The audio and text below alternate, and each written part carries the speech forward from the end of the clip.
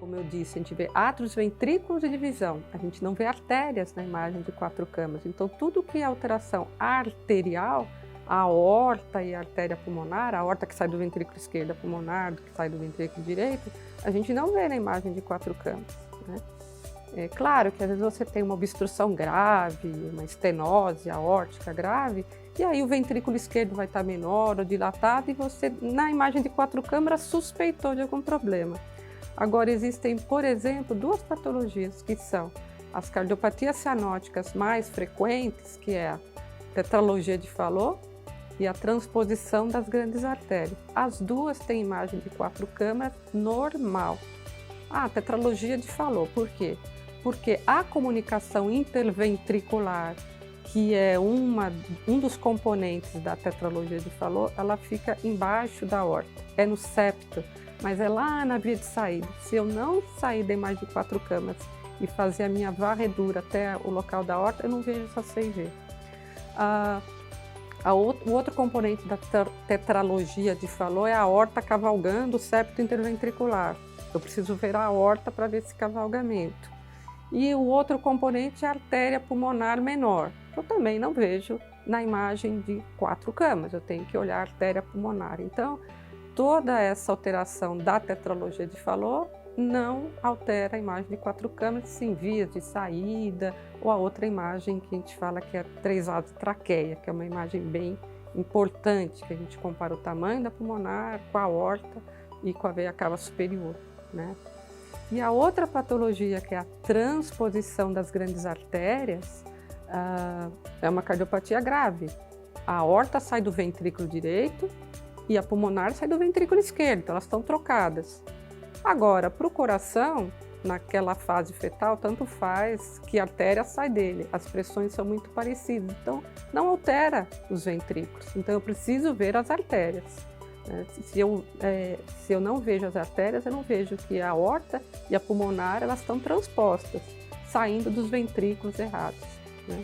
Então, a transposição das grandes artérias é uma patologia e que, infelizmente, né, o rastreamento ele é baixo, né? Porque as pessoas veem a imagem de 4 câmaras, está normal, vai para as vias de saída ou não faz as vias de saída e não faz o diagnóstico. Então, é menos de 40% dos bebês que nascem têm o diagnóstico antes do nascimento, porque não se olha adequadamente a imagem das vias de saída e acredita-se que, mas essa imagem de 4 câmaras está normal, eu estou tranquila, isso não é verdade.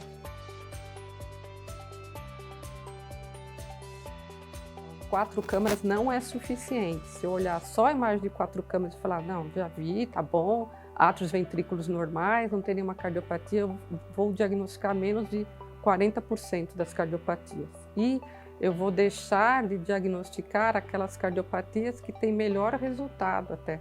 Porque quando os átrios e ventrículos estão de bom tamanho, pelo menos a estrutura do coração está adequada. Se tiver um problema nas artérias, a maioria é corrigível, né? Então a transposição tem cirurgia, tetralogia de Fallot tem cirurgia, né? Então, ficar sossegado com a imagem de 4 câmaras não é o correto, né? Porque a gente, como eu disse, cardiopatias importantes, e são as mais frequentes, né?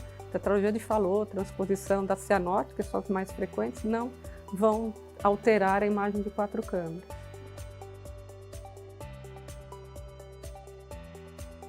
A ecocardiografia fetal, o diagnóstico intraútero, modificou totalmente a história desses doentes. O que é um bebê que nasce que não tem diagnóstico? Ele nasce nas primeiras horas de vida, ali do nascimento, ele é como um bebê normal. Aí ele começa a ter sintomas. Se for uma transposição, por exemplo, vamos usar a transposição, que nasce muito sem diagnóstico. Ele fica cianótico, com baixa oxigenação, logo de início, nas primeiras horas de nascimento.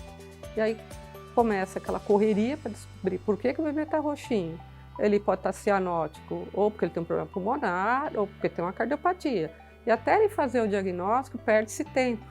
Esses bebês, muitas vezes, precisam de uma medicação logo após o nascimento, né? Então, quando eu sei que tem o diagnóstico, antes do nascimento, esse bebê não passa mal. Ele vai direto da sala de parto para a UTI, fica monitorizado e já sabe todo o tratamento que vai receber, que de início é medicamentoso, às vezes pode precisar de um procedimento como cateterismo, para abrir uma comunicação que é importante, e programar a cirurgia. E, na verdade, mais importante ainda no nosso país, que é o Brasil, tem muitos hospitais que não tem cardiologista, não tem eco e não vai ter como fazer a cirurgia. Então, os bebês que já têm diagnóstico já nascem no lugar que vai fazer cirurgia, porque se ele nasce num local que não tem suporte e não vai fazer cirurgia, até ele ser transferido, a gente sabe que vagas de hospitais são limitadas e isso interfere muito. Então, por exemplo, vamos sempre usar a transposição, que é uma cardiopatia que tem uma correção muito boa, anatômica, e a criança fica bem. E se ele nasce num hospital que não tem o recurso da cirurgia, essa cirurgia tem que ser feita no máximo em 10 dias.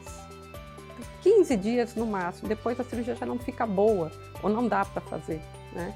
Então, ele tem que já nascer num hospital adequado, porque até ele esperar a transferência, ele pode passar do prazo de fazer a cirurgia, porque ele não consegue vaga em outro hospital. Isso é muito triste, né? Porque é um bebê que teria uma vida praticamente normal fazendo a cirurgia corretiva.